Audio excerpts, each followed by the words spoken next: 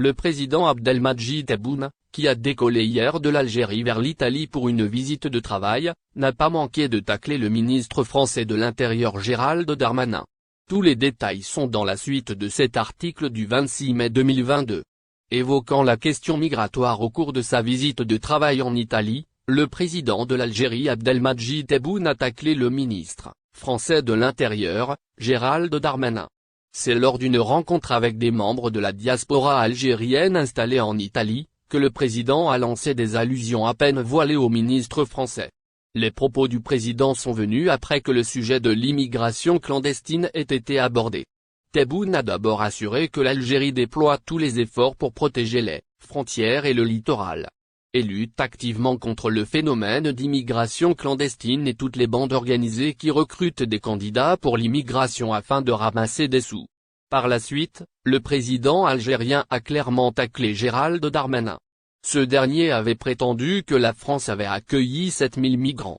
Alors que selon Tebboune, le chiffre réel tourne autour de 200.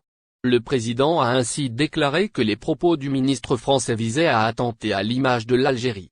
Il s'agit de ce que rapporte TSA Algérie. Mensonge de Darmanin, la pilule a du mal à passer côté algérien. Pour rappel, au mois d'octobre dernier, le président algérien avait qualifié de mensonge les chiffres avancés par le ministre français, arguant que les chiffres transmis par les autorités françaises faisaient état de 94 cas, parmi lesquels 21 avaient été acceptés et 16 rejetés.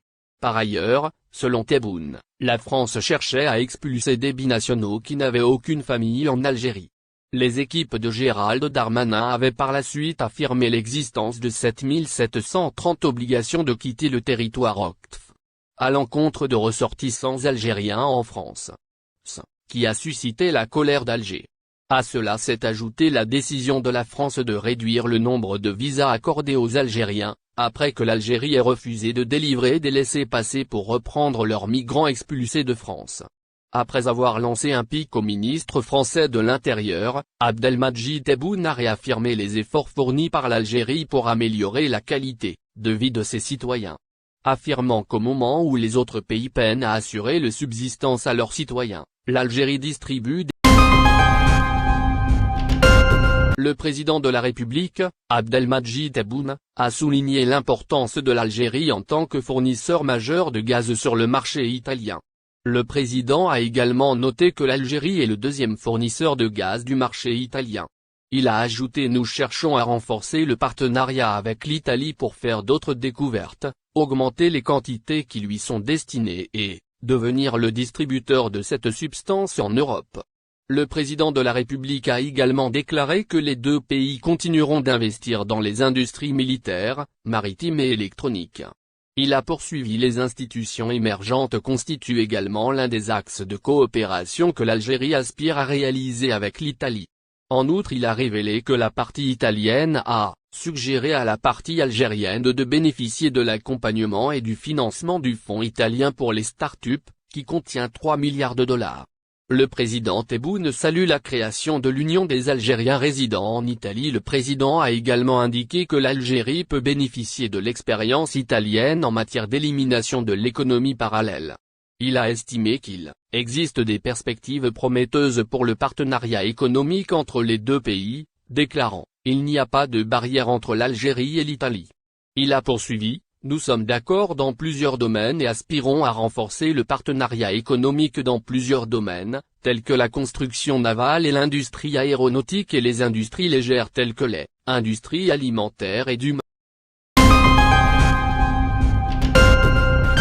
nouveau sur l'affaire Futurgate mêlant les influenceurs connus en Algérie, à savoir Numidia Lezoul, Rivka et Stanley.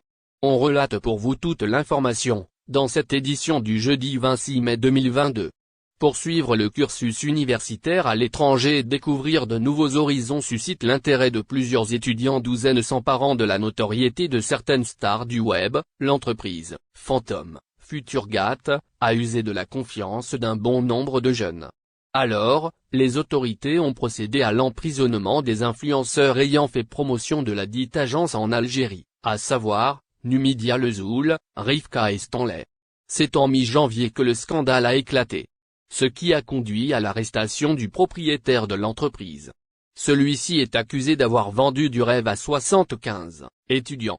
Les influenceurs ayant participé à la campagne promotionnelle de la société sont aussi derrière les barreaux. Et ce, depuis 4 mois maintenant. Aujourd'hui, la presse a fait circuler de nouvelles données à ce sujet. Nouveau rebondissement dans l'affaire qui a fait couler beaucoup d'encre et de salive. Effectivement, la décision du jugement des célèbres Instagrammeurs était attendue pour aujourd'hui. Alors que leurs fans guettaient avec impatience la décision finale, le tribunal correctionnel de Dar el Beida en a décidé autrement.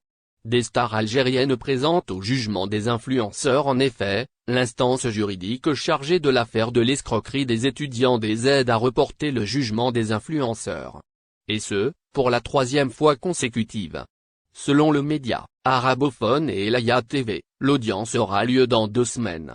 Soit, le jeudi 9 juin 2022. Au fait, le tribunal correctionnel a poussé le jugement à cause de l'absence de la maman du principal accusé, Oussama Rezagui.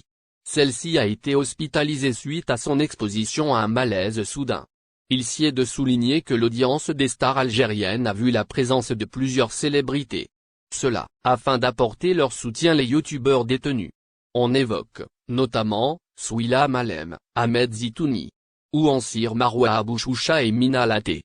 C'est ce que rapporte le journaliste Rabah Alaoua dans ses réseaux.